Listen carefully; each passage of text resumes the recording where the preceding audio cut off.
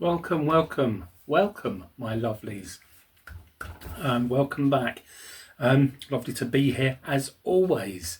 It's a chillier day today and a bit breezy outside, but it's winter. Who knew? Who cared? Yes, welcome, my lovelies. So today is part 5 of Hillside House, the Italian villa. So far so good. I'm absolutely thrilled with it. So this next video, I'm just going to be putting in the decoration for the 4 rooms above the cafe and shop, the Moroccan style cafe and shop. I'm saying Moroccan style because just pointing that out, because the rooms above it will not be Moroccan style. They will be completely and utterly different. The floors above are the living quarters for the couple that own the building, and they only wanted the Moroccan themed cafe because they like Morocco, and so on and so on. But their actual living quarters will be a completely different class altogether, or completely different style, I would say, altogether. And part of that style is going to be the excuse me, the fabulous wallpapers. So yes, I'm going to wallpaper each room. Cheers, by the way. The wallpapers. Actually, I'll show you the. I won't take them out at the moment, but I'll show you where they have come from. I'll just put a piece of paper over the client's address, obviously, for privacy's sake.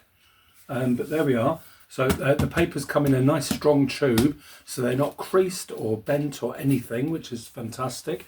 And they have come from Les Chinoiseries. So Les Chinoiseries are based in Spain. And this, if you don't know this already, excuse me, frog in my throat. But they does it say on there where they are? Oh, Salamanca, Alicante, Spain. So that's where they're based. But if you look on their site, you can click on a section. I can't remember now. I've been on it a few times. I think if you click on the top left-hand corner, there's a bar, 3 bars or a menu thing, and you can click on that and you can choose the Spanish or the English language if it doesn't already come up in the one that you prefer. I don't think there's other options for other languages, but it is in English as well as Spanish.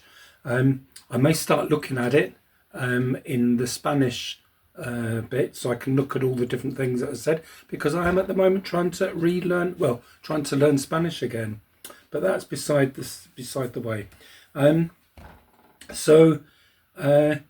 Yes, so I'm going to carry on with these 4 rooms, and I'll just start with showing you the basics of how I prepare the rooms. So we'll just jump straight in.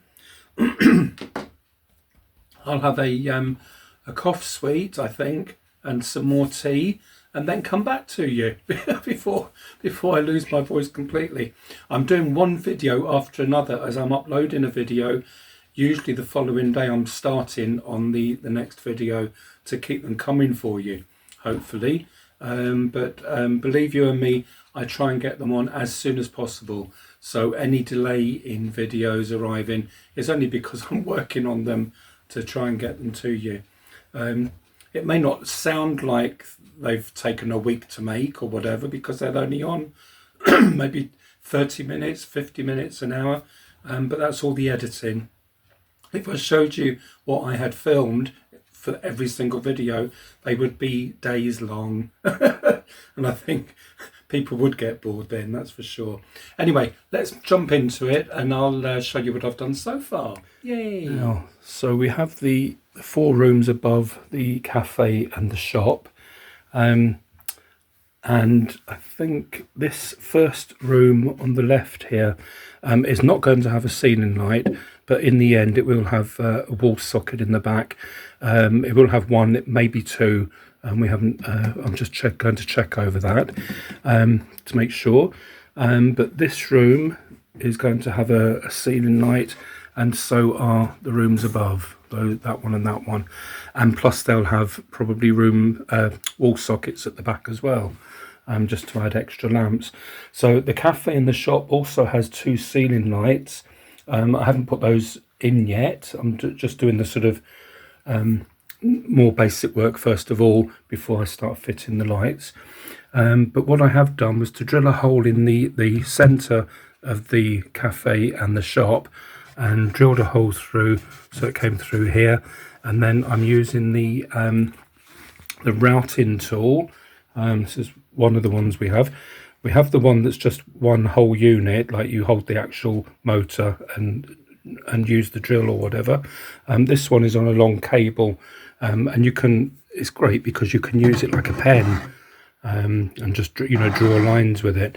And for me, for making the routing marks here, those lines going back from the hole to the back of the wall there, I use a small routing device. That's a very sharp one because the machine is new, but it is very, very easy to use. And then these 2 rooms, these have ceiling lights as well above there, so I've made marks, drilled the holes, and on the roof there I've done the routing line from front to back, just drawn with a ruler and then go over it with the tool itself. But it just makes a nice little channel that you can lay the cables in from where you put the lighting in. So I shall put that down, and then I'll show you just quickly how I get the centre of each room. Now for the centre of each room, you don't have to understand this. I've used the same bit of paper to do the different rooms, and 2 of the rooms are one size and 2 are the other. But what I do is measure the width of the room from side to side, and then measure the room from front to back, and I halve those numbers. So whatever that is, I then draw the width of the measurement along so far on the paper, there and there, and draw a line, and then I go from the front to the back, half the measurement, mark it and draw a line there and there, or there and there, depending on what measurement you want. And then all you do is fold the pieces of paper up like there and there. Let's just say that's half the depth of the room and half the width of the room, and then I just lay that in the corner on the ceiling, so it's up against the side wall and the back wall. And then this diagonal corner here is the centre of the room, and I just put a pencil mark on the ceiling. And just to double check, you can then move it across to the other side of the ceiling, and just check that it's still on the same corner there. And the same in front to the back. Once you've got it, you can then move the paper forward, and it should be at the front of the house when you finish, and then you know you've measured it right. But that's just a quick, simple way of getting centre marks for the ceilings. Now for drilling the hole for the ceiling lights to go in, you can, if you can't get the actual route, the drill that you use, if it doesn't fit in the height of the house and you can't get it in to drill the hole, then this is either quite a useful one to have because it pushes short. It's a handheld one, and you can put that into the room and then just push up and down, and it goes through the ceiling, or from the floor down. You can either do that one or this one, which doesn't move up and down. All you do is push it against the ceiling or the floor and just turn it with your hand. And doing that, it actually goes through really quickly. I don't know, it's very, very quick. It doesn't take long at all. But that's a couple of ways if you can't get an electric drill in to drill. Okay, before we go into the rest of the house, I'll just show you. I've put one of the lights up I've put both lights up in the Moroccan cafe. This is the shop side. Oops, sorry, it's not in focus. But there, can you see it okay? But the ceiling light, the chain on it, you can't actually shorten it. The way it's been made, it was a permanent fixture. It's all been super glued together, basically. So I've put a little gold hook next to it, and and hung it up, which I've looked at some images and we found that exact same way that sometimes ceiling lights are held up, because it would be hanging down, it'd be far too low for the shallow room. And if we come over here, this is in the cafe area, the seating area. It's a lovely, almost a Tiffany glass style, but it's got the same colours. Very Moroccan looking for the cafe, so that's looking brilliant. I'm very, very pleased with that. Now if we come up into the rest of the house, I'm putting the wall, I've painted all the ceilings white. I did that by turning the house upside down because there's no pointed roof, so it was easier to turn it upside down and paint the ceilings white. I just used a roller to do that. They've had about 3 coats. So all the ceilings are prepared. Now the next step is putting wallpaper in the rooms, and I'll just show you the 3 the different sort of stages. If I come up to here, I start at one side, put the paper in, covering up doors or windows, and I just leave a small, about 1/4 of an inch fold at the end there, just going onto the back wall. Then I would do the other side, same thing, and coming out into the wall. I've mentioned this on lots of other videos, so I won't go into much detail. And then the back wall would be cut exactly the length, the width of the wall, and stuck on and covered over those edges. So the back wall would be the one that goes into the corner, the line. And also, as I said, I've stuck over the whole thing there. And then once it's dry, I would then get a X-Acto knife and cut out. I'd go in from the other side and cut out the doors and windows and things. Now I've stuck, and that side's done. There's a window there that I need to cut out. I'd do it more when it's dry because it's safer, it doesn't stretch the paper. And then as you can see on this side, I've stuck the paper on and left it to dry, and when it's dry I'll cut the door out on this side. And it's all looking really nice, really lovely papers. So I shall carry on papering the rooms, and then I can start putting the flooring down. Okay, so just to show you, once I've put the paste on, I use all different paste depending on the paper, depending on if it's hot or cold, because some glues take longer to dry than others. So there's various ones, but I have mentioned them on other videos. But once I do put some glue on the wall first of all, and then I put glue on the paper away while it's on the pasting table, and then I offer it up to the wall. What I usually do for these sections is put it in at the back there, so it's the creases along the back wall and it all fits and it's square with the floor onto this area here. And then while I'm holding the paper with my other hand, my right hand, I use my left hand, or opposite if you're right-handed, and just get a reward credit card or store card and just poke that down into the corner like so. As you're holding the paper with one hand, you're using this with the other, and you're just bringing it towards the outside of the room. And I just do that nice and neatly and evenly, nice and slowly, don't panic. Sometimes in the beginning I used to panic like mad, and then I'd have to pull the paper off again and do it again. Then depending on the papers, sometimes it would stretch, and then you'd have to rip it off quick while it's still wet and use another bit. And this paper, it's very nice paper, and I don't actually have any spare to make any mistakes. So each room you have to get right first time, and these take a sheet each for these walls. So there's one whole sheet. The sheets are slightly deeper than the depth of the room, but it just leaves you a narrow strip that you can't do anything with. So this is 3 sheets on each room, 1, 2, 3. So I will cut the third one exactly and then lay that in. And again, just putting it at one end straight and even, and then just go across the wall like so and just stroke the wall until I come to the other side. Don't push too hard because that can wrinkle the papers or start stretching them. So just a nice light touch, but firm enough to glue to the wall. I have covered coving before, all the papering, coving, skirting, flooring. I've covered all this in other videos. so I won't sort of go through it all step by step, but just telling you quickly how I did it. Put the side walls on first, then the back paper. With the coving, I do it the opposite way around. I put the back coving on first and then bring it up the sides. Same with a chimney breast. If you've got a chimney breast here and an alcove each side, I put the pieces in the alcove each side first of all, then bring them out to the front of the fireplace and on each side, and then the last bit would be the bit across the front of the chimney breast, and then also when it's here the coving, then do the sides again as usual. So always the back walls first, bringing them out instead of going round from one direction to the other. It's a lot neater doing it this way, and it fits better, guaranteed. And I'm just only showing you this really because I haven't glued this in place.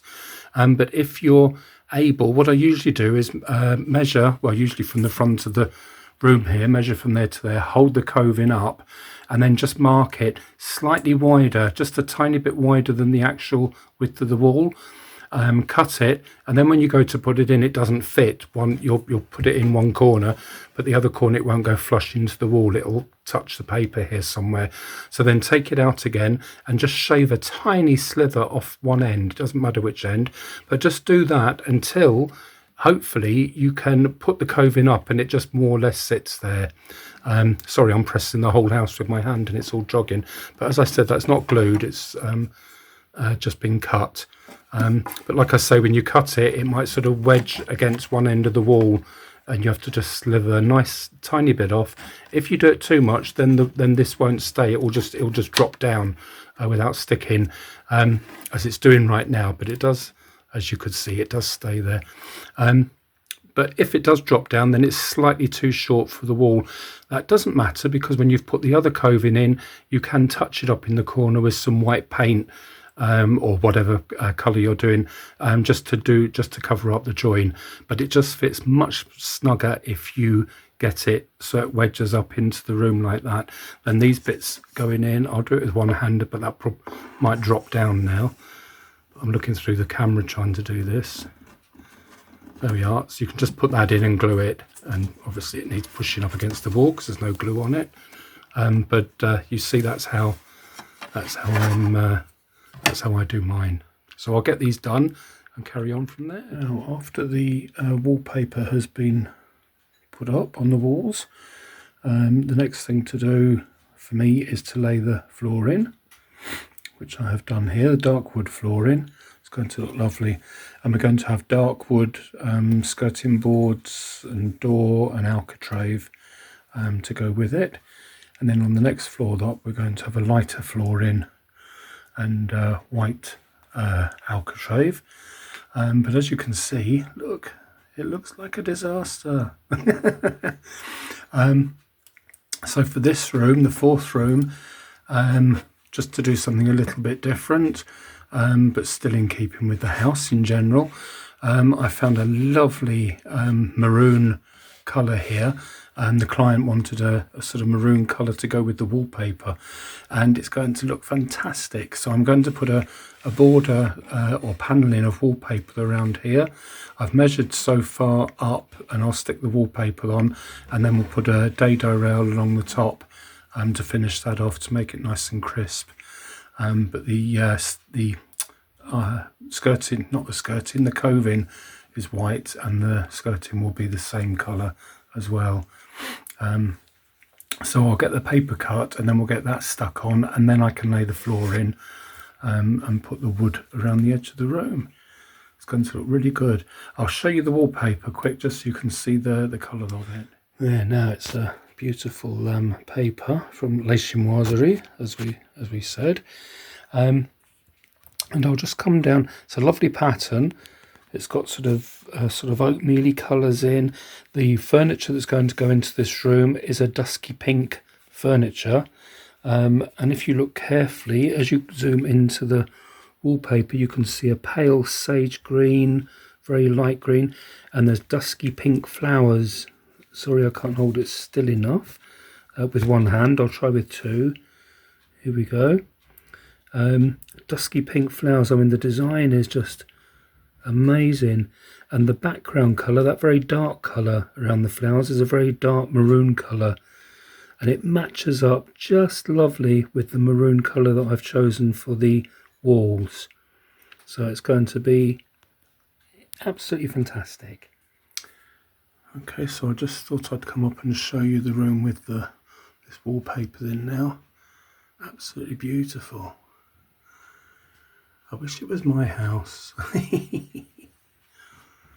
Anyway, I've just got to, I'm waiting for a light to arrive that's on order, and then I can put a light in there, and then that room is finished. And I'll go over it with my soft paintbrush that I use. I'll just show you. Right, when I'm working on the rooms and I've put the flooring down, I always just use a soft clean brush. It's only used for this purpose. Can't really do it right-handed properly, but I would just do this and go along and just keep brushing all the little bits of dust out, keep it nice and neat looking. But that's that room so far. As I say, I've just got the light to fit now. Now in this room here, just to show you, where the door, where you buy these doors, that's how they're made on one side, and then the other side you've just got the architrave to stick on separately, and it leaves a gap underneath, and you can just see the bottom edge of the door, plus you can see down between the floor, where the floor comes up against the wall. It doesn't quite go right under. So just a little tip, it's just something I made up myself, so I don't know if other people are already doing this, but if not, then you've heard it here first. I just get a bit of skirting board or baseboard, and then measure it, the width of the door there, and then just get the shape, the edge of it, because this is the whole bit is too thick to put in solid. It won't, the door won't open then. So I just use the ridges there and just get a saw and cut finely down the edge there. So it's just a sort of shaped edge, and then just glue it into place. So it just finishes off the threshold over the door, that side. Okay, now just to show you how I measure where I want the lights. I work out, first of all, where I want them to go on the wall. I'm going to put 2 on the back of the wall, and then I measure down from the cove-in and then in from the wall itself, and make a template up of that size, and then I can put that in the corner of each room, and then do a tiny pencil dot in this corner here, and then move the paper over to the other corner and put a pencil dot where it comes to there, and then they will be perfectly matched on either side. So you decide how far up you want them and how far in you want them, and then make a template to match. Actually I'll come down here and show you. That's the beautiful ceiling light and wall lights.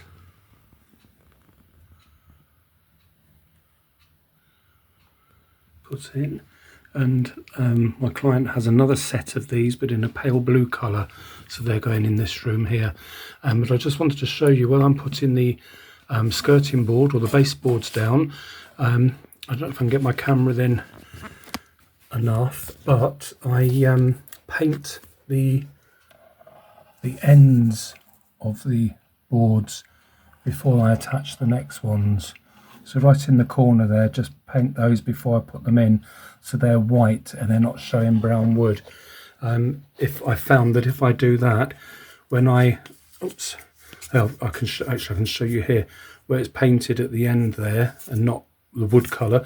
When that goes in, it just helps for it not to show much of a shadow when they go together, and they join in a lot better. And if there's a tight, well, usually isn't, but if there's a tiny gap there, you can just dab it with a tiny bit of white on the end of a very thin paintbrush. But I just think that just shows less of a shadow if it's already painted white. Now, okay, just to catch up. So starting at the bottom, I just wanted to show you again a bit more in detail the lights. Absolutely fabulous lights. Here's this one here as well. If we move on up to here, it has the little ceiling rose as well.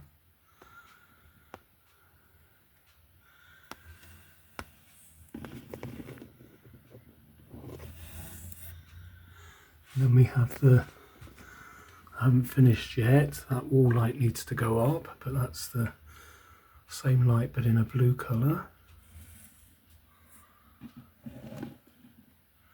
I have little LED bulbs, just a little bulb up in the roof of the light there, so it just shines down. These don't light up. They're little they look like little crystals, but when the light's on, obviously it will sort of reflect on the crystals, I'm guessing. But the lights are absolutely beautiful. Okay, my lovelies, I will end this video where I'm at the moment, and get ready to begin the next stage, the next video. As you know, I have a wall light still to put on, and one last room I'm waiting for one of the lights to arrive. It's been dispatched, and the lights, the chandeliers that I showed you in the green and the pale blue, they are on Etsy, and I think the lady's name is Anne that makes them, and it's her Etsy shop is, I just wanted to mention it, her Etsy shop is Swan and Co Miniatures. I'll probably put it on the screen here, Etsy shop, but I will remember, fingers crossed, I will remember and put a link to the Etsy shop. I think the owner is called Patricia, or in brackets Trish, I think she calls herself, and Anne, I think, is the lady that makes the design pieces that Trish has designed. That's as far as I know, but I will definitely put a link to their shop. I think, I'm not absolutely sure, but I think they are sort of building up a business. I don't think it's been going for an awful long time. I could be wrong there, but when I look on her site, she does have a lot of lovely, or they have a lot of lovely positive comments. So yes, so I just thought I'd mention their site, mention their name, and as I say, I'll put a link on this video to their shop, and hopefully that will send some people their way as well. But I'd look on their site, they've got lots of really unusual lights. They're not just the run-of-the-mill lights that we usually have. So anyway, folks, as I say, I shall end this video. I will carry on with the next stage of the house. Can't wait to tell you all about that. But I'll start getting it sorted out and then begin filming that as well. So until then, take care. Please stay well if you can, and speak to you again soon. Okay? Take care, everybody. Bye.